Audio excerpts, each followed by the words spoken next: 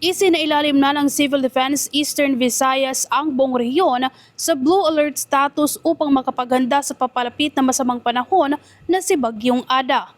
Ito ay upang siguraduhin ang kahandaan ng mga local government units sa rehiyon at ng mga response agencies ng pamahalaan, lalo na't nasa tropical cyclone wind signal number ang bahagi ng Samar, Northern Samar at Eastern Samar. Ayon kay Office of Civil Defense Eastern Visayas Acting Regional Director Ray Guzon, nagsagawa na rin sila ng pre-disaster risk assessment meeting bilang paghahanda sa paglapit ng Bagyong Ada. Nagpatupad na rin ng suspensyon sa biyahe mula, patungo at sa loob ng rehiyon ang nasabing ahensya upang maabisuhan ang mga pasaheros at maiwasan ang pagka-stranded sa mga apektadong pantalana. Iniutos rin ng Office of the Civil Defense ang temporaryong pagbabawal sa mga water activities sa buong rehiyon upang maiwasan ang mga hindi inaasahang pangyayari.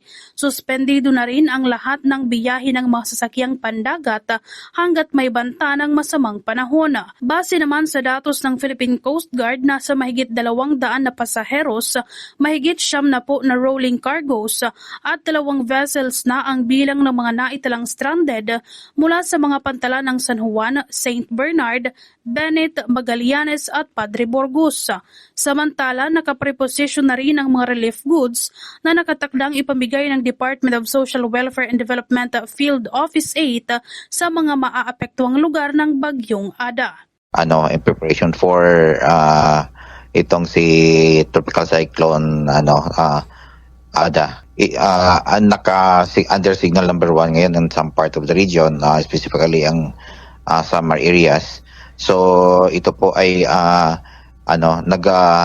nag-issue na tayo ng memorandum continuing yung ating blue alert status. This is to ensure na magkaroon ng preparations yung ating mga LGUs at saka yung mga response agencies in the government. Ang bahagi ng pagkikipagpanayam ng Bombo Radyo Tacloban kay Office of Civil Defense Eastern Visayas Acting Regional Director Ray Guzon.